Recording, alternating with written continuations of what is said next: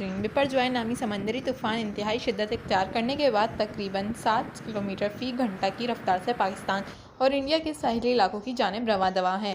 پاکستان کے meteorological department کی جانب سے بتایا گیا ہے کہ شمال کی جانب بڑھتا ہوا یہ طوفان اب کراچی سے تقریباً 600 کلومیٹر کے فاصلے پر موجود ہے، جو 15 جون کی سپہر تک سندھ میں کیٹی بندر اور انڈیا میں گجرات کے علاقوں سے گزرے گا۔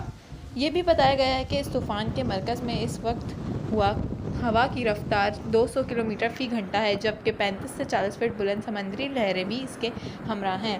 محکمے کے مطابق موجودہ موسمی حالات، جن پر سمندر کی سطح کا درجہ حرارت شامل ہے، اس طوفان میں شدت کو برقرار رکھنے میں مددگار ثابت ہو رہی ہے۔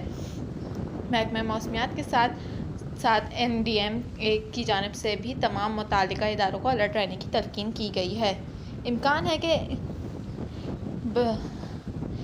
ہے کہ بحیرہ عرب میں یہ سمندری طوفان 14 جون کی صبح تک شمال کی سمت میں چلتا رہے گا، جس کے بعد یہ شمال مشرق کی جانب مڑے گا اور 15 جون کو پاکستان میں کیٹی بندر اور انڈیا میں گجرات کے ساحل سے گزرے گا۔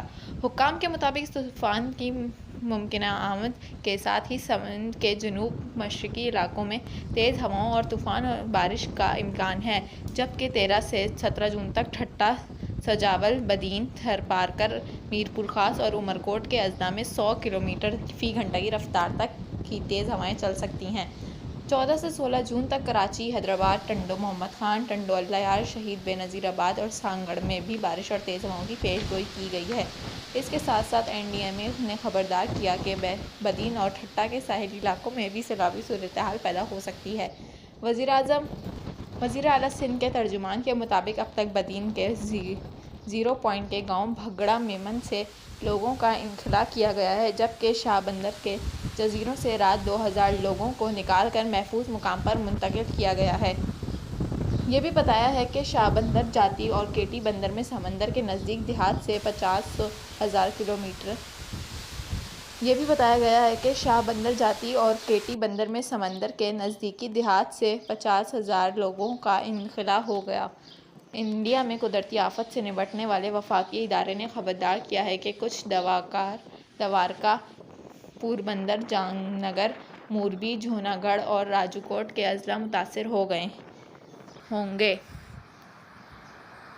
میٹ ڈپارٹمنٹ کے مطابق بپرجوائے کی وجہ سے تیز رفتار ہوائیں کچھ عمارات اور سولر پینل جیسی اشیاء کو نقصان پہنچا سکتی ہیں۔ پاکستان کے میٹرولوجیکل ڈپارٹمنٹ کے الرٹ کے بعد سول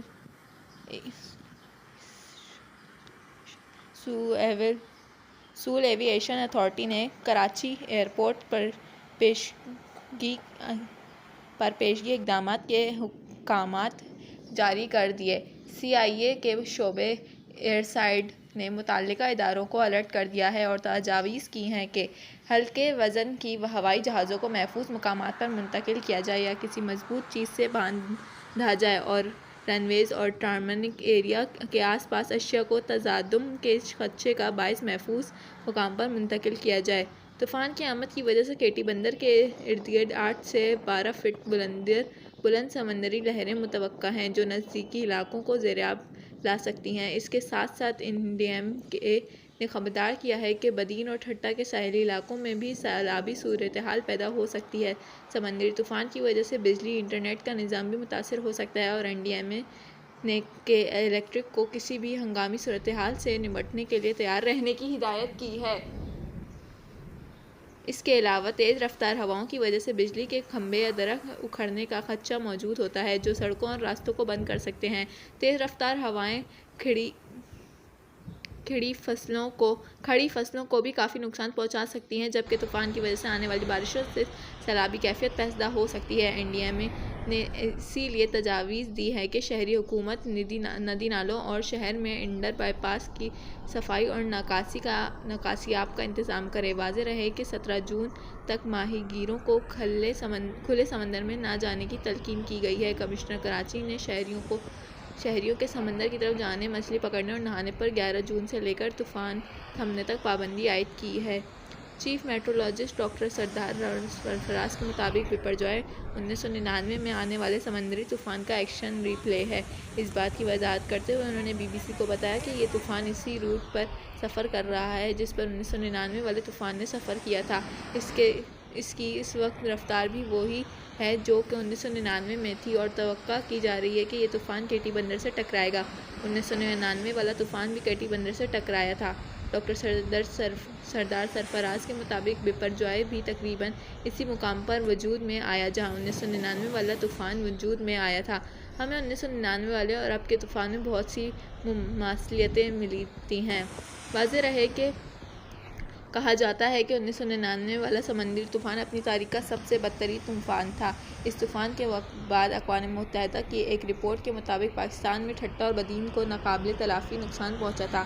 اقوام متحدہ کی رپورٹ کے مطابق اس وقت 189 لوگ ہلاک جبکہ 150 لاپتہ ہوئے تھے اور 1,38,000 گھر تباہ ہوئے تھے۔ اس طوفان کی وجہ سے 2,56,000 ایکڑ زرعی زمین تباہ ہوئی تھی اور متاثرین کو کافی عرصے تکارزی ریلیف کیمپوں میں رہنا پڑا تھا۔ معظم خان 1999 میں میری لینڈ فشریز ڈپارٹمنٹ میں ڈائریکٹر جنرل کی خدمات انجام دے رہے تھے اور اس وقت کراچی میں تعینات تھے۔ ان کو 1999 والے سمندری طوفان کے واقعات ابھی بھی یاد ہیں۔ وہ بپرجوائے کو بھی سیٹلائٹ کے ذریعے سے مانیٹر کر رہے ہیں۔ معظم خان بتاتے ہیں کہ 1999 کے سمندری طوفان میں لہریں 28 فٹ اونچی تھیں جبکہ آج اس وقت تک جو کچھ سامنے آیا ہے اس کے مطابق لہریں اس وقت 30 سے 40 فٹ اونچی ہیں۔ 1999 میں جب طوفان پاکستان کے ساحلی علاقوں سے ٹکرایا تو حفاظتی اقدامات کی کمی کی وجہ سے انڈس ڈیلٹا کے علاقے سے لے کر بدین تک بہت زیادہ نقصان ہوا تھا۔ معظم خان کا کہنا تھا کہ وہ طوفان مئی میں آیا تھا جبکہ یہ جون میں ہے۔ تاریخوں کا معمولی فرق ہے مگر میں سیٹلائٹ کے ذریعے سے دیکھ رہا ہوں کہ یہ طوفان انہی راستوں پر چل رہا ہے جن راستوں پر 1999 کا طوفان چل رہا تھا۔ معظم خان کا کہنا ہے کہ 1999 کے طوفان نے پاکستان کو مالیاتی، معاشی اور معاشرتی طور پر ناقابل تلافی نقصان پہنچایا تھا جس کے اثرات آج بھی محسوس کیے جا رہے ہیں۔ یہ سمندری طوفان انتہائی خطرناک ہوتے ہیں۔ اگر ان سے بچاؤ کے لیے قبل از وقت مناسب اقدامات نہ ہوں تو نقصانات بڑھ سکتے ہیں۔ ان کا کہنا ہے کہ اس وقت میرا خیال ہے کہ حکام اور لوگ ذہنی طور پر اس طوفان سے نمٹنے کے لیے تیار ہیں۔ پیشگی اطلاعات کی وجہ سے تیار کرنا آسان ہوا ہے جبکہ 1999 میں بروقت اطلاعات دستیاب نہیں تھیں۔ سائیکلون کا نام بپرجوائے بنگلہ دیش کی جانب سے رکھا گیا ہے جس کا بنگالی میں مطلب تباہی یا قدرتی آفت ہے۔ پاکستان کی طرح انڈیا کے محکمہ موسمیات کی جانب سے بھی پیشگوئی کی جا چکی ہے کہ یہ سمندری طوفان اگلے کچھ گھنٹوں میں انتہائی شدید سائیکلونک طوفان میں بدل سکتا ہے۔ انڈیا کے محکمہ موسمیات کے مطابق آئندہ چند دنوں میں اس کی وجہ سے بحیرہ عرب میں ہوائیں 115 سے 165 کلومیٹر فی گھنٹہ کی رفتار سے چل سکتی ہیں اور آگے بڑھتے ہوئے ہوا کی رفتار 190 کلومیٹر فی گھنٹہ تک پہنچ سکتی ہے۔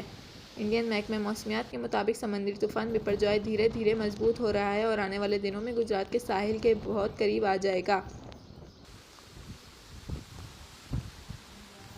سائیکلون گرم ہوا کی وجہ سے جنم لیتے ہیں اور ایک گول دائرے کی شکل میں آگے بڑھتے ہیں۔ ایسے طوفان اپنے ساتھ کافی تیز ہوائیں اور بارش لاتے ہیں جو سمندروں کے گرم پانی کے اوپر جنم لے کر آگے بڑھتے ہوئے شدت اختیار کرتے جاتے ہیں۔ جب سمندر کی گرم ہوا اوپر اٹھتی ہے تو اس کی حدت میں کمی آتی ہے اور یہ بادل کی شکل اختیار کر لیتی ہے۔ اسے زیادہ دباؤ کا علاقہ کہا جاتا ہے۔ جیسے جیسے یہ ہوا بلند ہوتی ہے سمندری سطح کے قریب ہوا میں کمی ہوتی ہے۔ اسے کم دباؤ کا علاقہ کہتے ہیں۔ اس کم دباؤ والے علاقے کی جانب خلا کو پر کرنے کے لیے اور ہوا حرکت میں آتے ہی جو گرم ہو کر ایک گول دائرے کی صورت میں گھومتی ہے۔ ایسے سمندری طوفان جو گھومتے ہیں ان کا ایک مرکزی نقطہ ضرور ہوتا ہے۔ ایسے طوفان کی آنکھ یعنی آئی ایف ڈی سٹارم کہا جاتا ہے جو پرسکون حصہ ہوتا ہے یا ہوا کا دباؤ کم ہوتا ہے اور اسی نقطے کے گرد طوفان گھومتا ہے۔ پانی کی سطح پر سفر کے دوران سمندری طوفان کی شدت بڑھتی ہے۔ اس کی وجہ یہ ہے کہ اس طوفان کے اوپر موجود گرم ہوا ایندھن کا کام کرتی ہے۔ جیسے جیسے یہ گرم ہوا بلند ہوتی ہے اس کی جگہ متبادل ہوا لیتی ہے اور اس سے طوفان یا سائیکل بنتا ہے جو ہم دیکھتے ہیں کہ کئی سمندری طوفان کا حجم بڑھاتا ہے۔ تاہم جب یہ سمندری طوفان زمین کے قریب پہنچتا ہے تو ان کی شدت میں کمی آتی ہے کیونکہ وہ گرم پانی پر سفر نہیں کر رہے ہوتے اور اسی لیے ان کا ایندھن کم ہو جاتا ہے۔ اس کے باوجود یہ طوفان تیز رفتار ہواؤں اور بارش سے کافی نقصان پہنچانے کی صلاحیت رکھتے ہیں، تاہم یہ پیش گوئی کرنا کافی مشکل ہوتا ہے کہ سمندری طوفان کتنا طاقتور ہوگا اور زمین کے کس حصے سے ٹکرائے گا۔ ان کی سمت کا تعین کیا جا سکتا ہے اور وقت سے پہلے تیاری ان کے اثرات سے نمٹنے میں مدد فراہم کر سکتے ہیں۔ ایسے علاقے جو ساحل کے قریب ہوں، وہاں عمارات کی تعمیر میں اس بات کا خیال رکھا جانا چاہیے کہ سمندری طوفان سے ان کو زیادہ نقصان نہ ہو۔ ایسے ہی ان علاقوں میں سائرن کے ذریعے مقامی افراد کو خبردار کیا جا سکتا ہے، جہاں چند ممالک میں شہریوں کو تاکید کی جاتی ہے کہ وہ ضروری سامان پہلے ہی خرید کر رکھ لیں، جس میں خوراک، پانی اور طبی امداد کا سامان شامل ہوتا ہے۔